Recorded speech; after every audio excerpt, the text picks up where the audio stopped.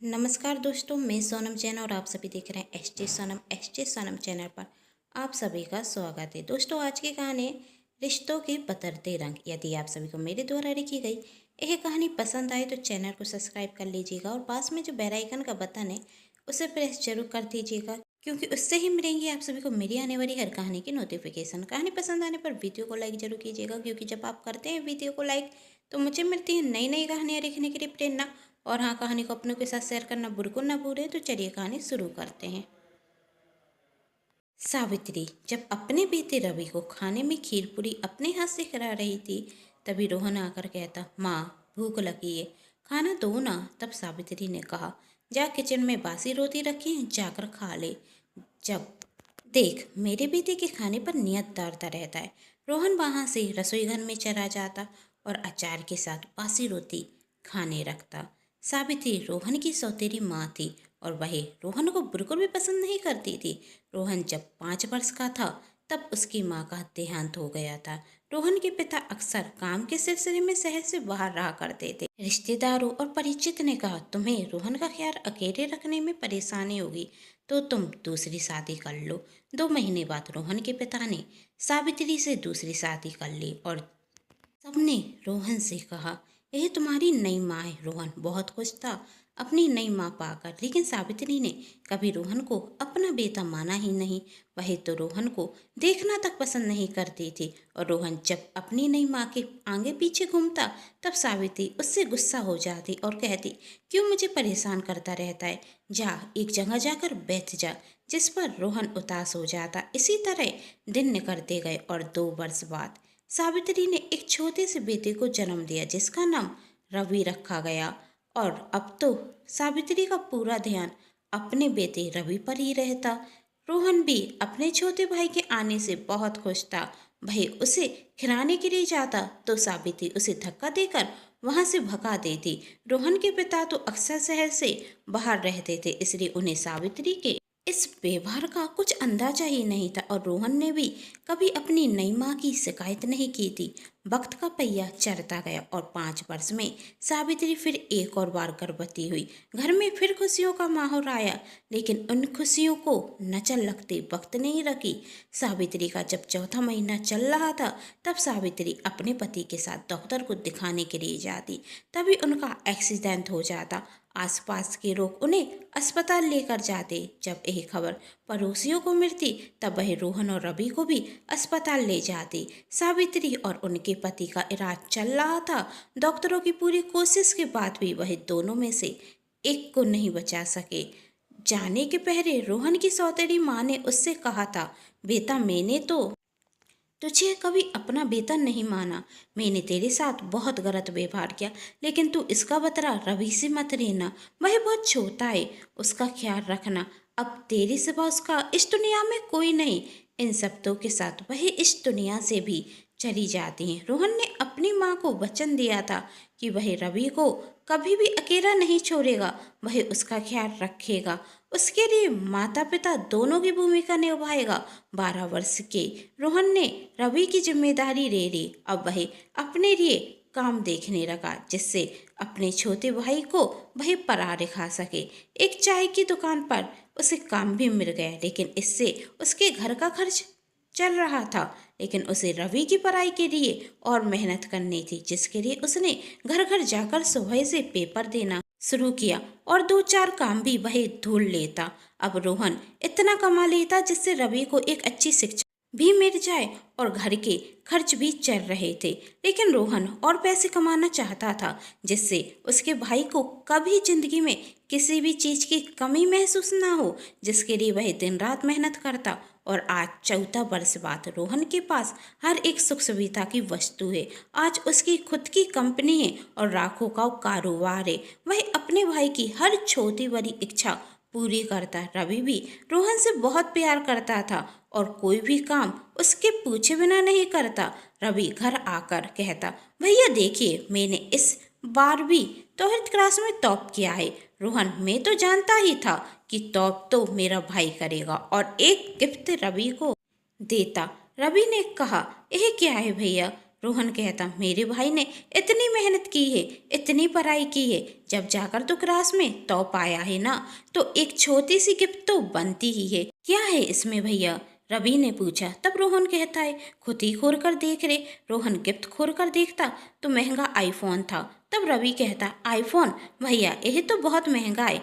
तो क्या हुआ, मेरे भाई के आगे कोई चीज महंगी होती है क्या? तूने मुझसे कहा था ना कि तुझे आईफोन चाहिए, तो दे दिया। थैंक यू सो मच भैया, आपने तो पहले से ही मेरे लिए गिफ्ट लेकर रखी थी। आपको पता था कि मैं टॉप करूँगा। हाँ, रोहन ने कहा।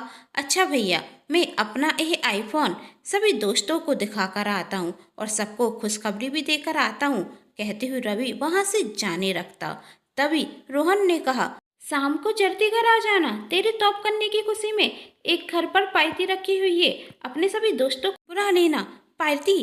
थैंक यू सो मच भैया, मैं अपने सभी दोस्तों को बुला लूंगा और संभल कर जाना। ठीक है भैया, कहते हुए रवि वहां से भागकर जाता। रोहन अपने माँ और पिता की फोटो की तरफ देखते हुए कहता, मैंने आपसे वादा किया था ना कि मैं रवि का बहुत अच्छे से ख्याल रखूंगा। देखिए माँ, आज आपके बेटे ने फिर से टॉप किया है, आगे भी वह इसी तरह पढ़ेगा तो एक दिन बहुत बड़ा आदमी बनेगा, मुझसे भी बड़ा। रोहन की आंखों में आंसू आते। रोहन आंसू पोंछता और शाम की पार्टी की तैयारी करता और वहाँ रवि जाकर अपने दोस्तों से कहता, देखो मैंने क्लास में टॉप किया तो भैया ने मुझे नया आईफोन दिया। सभी ने रवि की आईफोन की बहुत तारीफ की और फिर दोस्त कहते, तूने टॉप किया है तो पार्टी भी बनती है, एक नया होटल खुला है, हम सबको पार्टी देते। तब रवि ने कहा, पार्टी जरूर मिलेगी, लेकिन मेरे घर पर भैया ने तो पहले ही पार्टी रख दी, तुम सभी जरूर आना। तब रोहन के दोस्त कहते, अरे उसमें भी कोई मजा आएगा क्या, हमें तो नए होटल में ही पार्टी चाहिए। तब रवि कहता, भैया ने घर पर पार्टी रखी है तो नए होटल में पार्टी क्यों दूं, तुम सभी घर पर आना और एंजॉय करना। और वैसे भी आज भैया ने मुझे जल्दी घर पर बुलाया है तो मुझे जाना है, और हाँ, पार्टी तो तुम लोगों को होटल में मिलने वाली नहीं, चाहे कुछ कर लो। तब रवि के दोस्तों ने कहा, तू कभी बड़ा भी होगा या छोटा ही बना रहेगा, जो भैया कहेंगे वही मैं करूँगा, यह भी कोई बात हुई क्या? अरे हमारी लाइफ है तो हमें अपने तरीके से जीनी चाहिए। तूने क्लास में टॉप किया है तो पार्टी दोस्तों के साथ कर, वहाँ भैया के भी तो दोस्त आएंगे ना, उन बूढ़ों के साथ क्या पार्टी करेंगे। तब रवि ने कहा, अब तुम लोग हद से ज़्यादा बोल रहे हो और मेरे भैया के बारे में एक शब्द भी बर्दाश्त नहीं करूँगा, जानते हो ना तुम लोग, मुझे तुम सभी से बात ही नहीं करनी, कहते हुए रवि वहाँ से जाने लगता। तब वही कहता, अरे जाने दे, वही तो अपने भैया का छोटा सा भाई है, यह तो खिलौने देखकर खुश हो जाता है। तभी दूसरे दोस्त निखिल ने कहा, अरे रवि का भाई, रवि का सौतेरा भाई है और वही तो कभी नहीं चाहेगा कि रवि बड़ा हो, इसलिए हमेशा उसे बच्चों की तरह रखता है। सौतेरा आखिरकार सौतेरा होता है ना। रवि को बहुत गुस्सा आता और वही निखिल में एक थप्पड़ लगा देता, जिस पर निखिल भी शांत नहीं रहता और वह भी रवि को मारने वाला था, लेकिन बीच में दोस्त कहते, जाने दो यार, क्यों डर रहे हो, हम तो सिर्फ मजाक कर रहे थे, रवि एक दोस्त ने कहा। तब रवि कहता, मजाक मुझसे करना, मुझसे चाहे कुछ कह देना, लेकिन मेरे भैया के खिलाफ एक शब्द मत कहना, वरना मुझसे बुरा कोई नहीं होगा। मेरे लिए सबसे पहले मेरे भैया आए, फिर कोई और, समझा? अरे तुम लोग क्या जानो कि मेरे भैया ने क्या कुछ नहीं किया मेरे लिए। सॉरी रवि, रवि के दोस्तों ने कहा, हम तुम्हारा दिल दुखाना नहीं चाहते थे। रवि गुस्से में वहाँ से घर आ जाता। रोहन रवि से कहता है, इतनी जल्दी आ गया? रवि ने कहा, आपने ही तो कहा था ना आने के लिए, दोस्तों ने रोका नहीं? रोहन ने पूछा। तब रवि कहता है, वह दोस्त कौन होते हैं मेरे? मेरे अपने तो आप हैं, जो आप कहेंगे वही मैं करूँगा। तू भी ना, रोहन ने कहा। तभी रोहन की नज़र रवि के हाथ की चोट पर पड़ती। तब रोहन कहता, यह क्या हो गया? तब रवि ने कहा, कोई घबराने की बात नहीं है भैया, छोटी सी चोट है, ठीक हो जाएगी।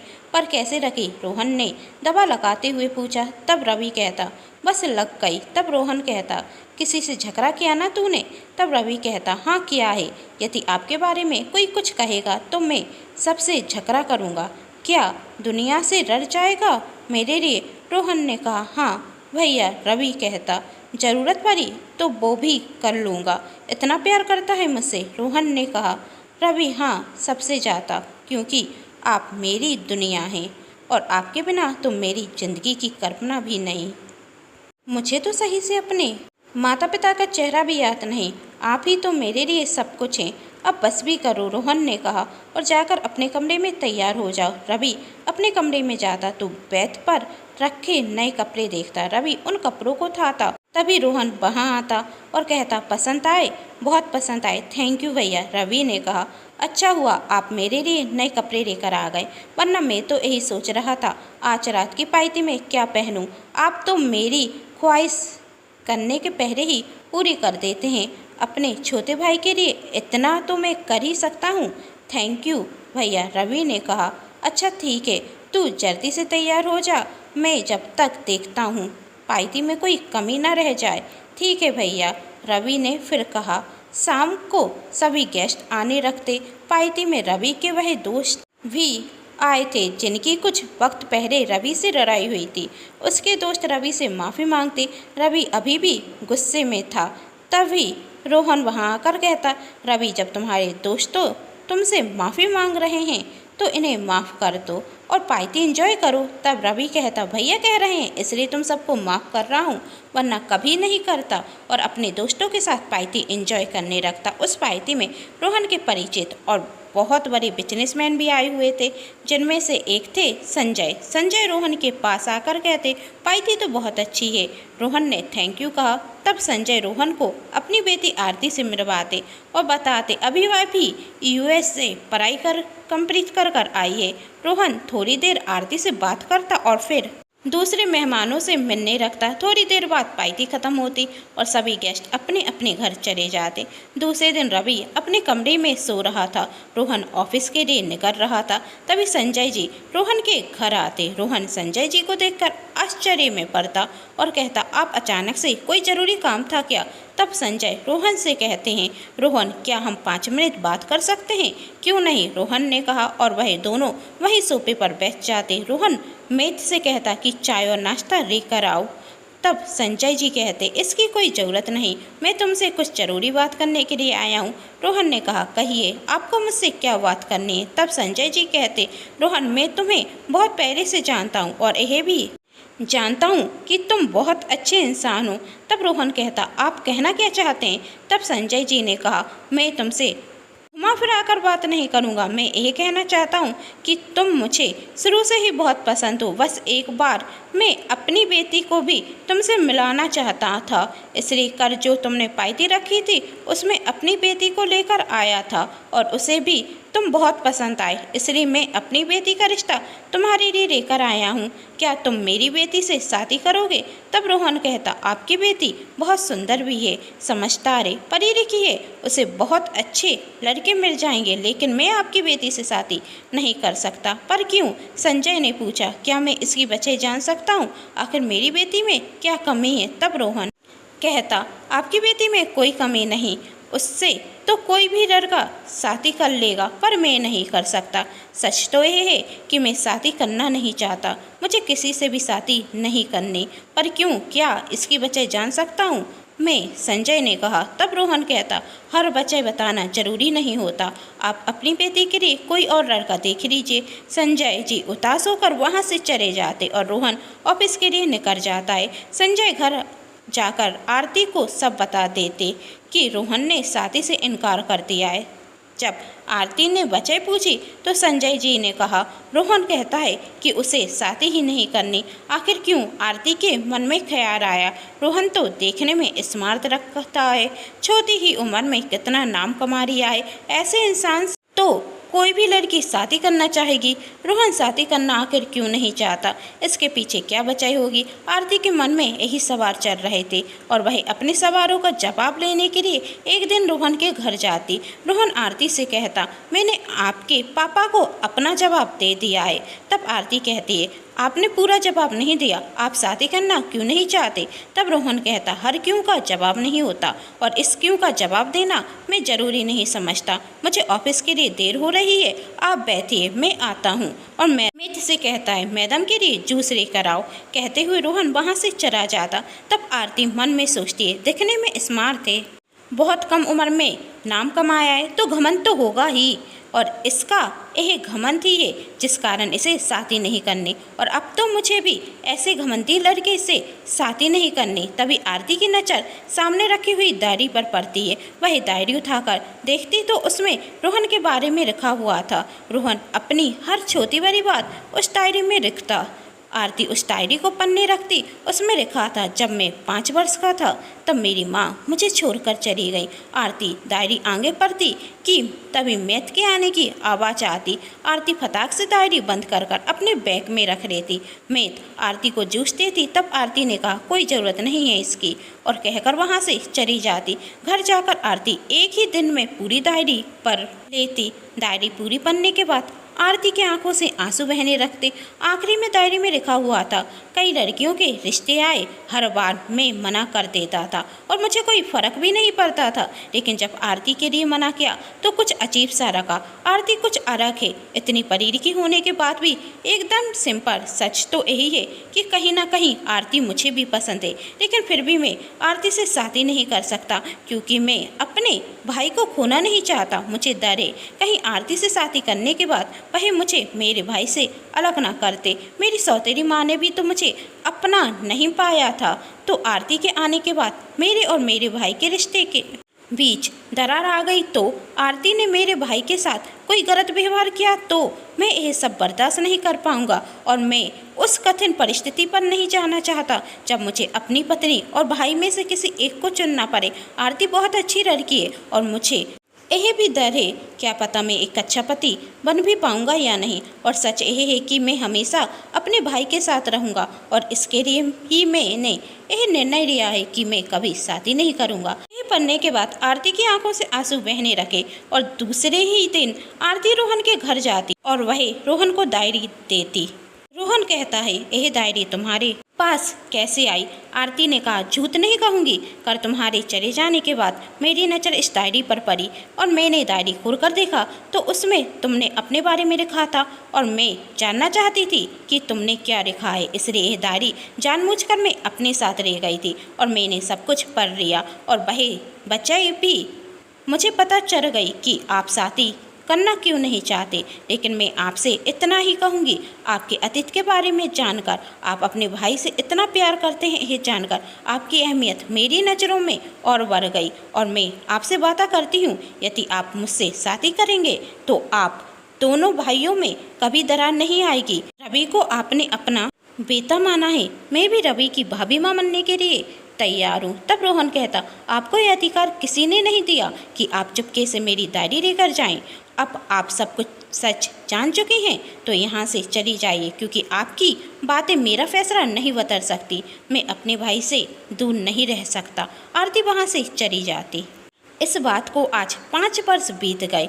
रवि अपना कॉलेज कंप्लीट कर चुका था और अपने भैया के साथ ही काम करता। रवि बिजनेस को आगे बढ़ाने के लिए नई नई आइडिया बताता। तब रोहन कहता, अब हम दोनों भाई एक साथ मिलकर काम करेंगे तो देखना हमारा बिजनेस कहाँ से कहाँ पहुँचेगा।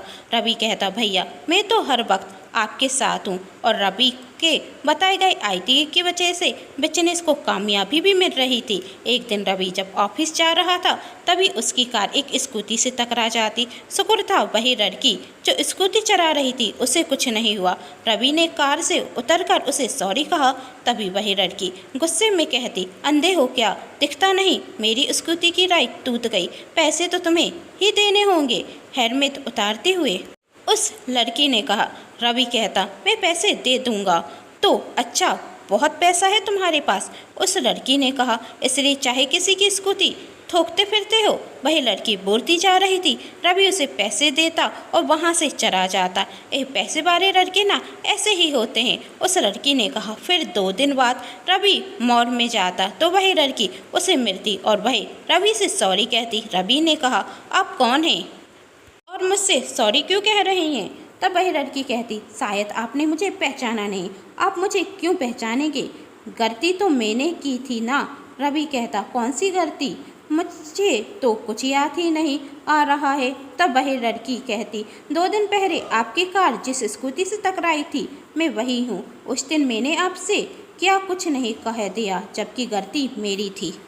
वही क्या था ना, उस दिन मैं बहुत गुस्से में थी और स्कूटी भी बहुत तेज चला रही थी, जिस वजह से मेरी स्कूटी आपकी कार से टकरा गई। वही तो सही हुआ कि आपने सही वक्त पर ब्रेक लगा लिया, वरना ना जाने क्या होता। उस दिन मेरी गलती होने के बाद भी मैंने आपको बहुत कुछ सुना दिया, जिसके लिए सॉरी, और ये पैसे आप ही रखिए। तब रवि कहता है इसकी कोई ज़रूरत नहीं। तो वह लड़की कहती तो आपने मुझे माफ़ नहीं किया। तब रवि कहता नहीं, ऐसी कोई बात नहीं। तो ठीक है, आपको एक कॉफ़ी तो पीनी ही पड़ेगी। यदि आपने मुझे माफ़ किया तो रवि कॉफ़ी पीने के लिए तैयार हो जाता। तभी दोनों के बीच में बातें होने लगती। वही लड़की रवि का नाम पूछती और रवि उस लड़की को नाम बता देता। तब वही लड़की कहती आपने मेरा नाम नहीं पूछा। तब रवि कहता मैं वही पूछने ही वाला था, क्या नाम है आपका? उस लड़की ने हंसते हुए कहा भूमिका।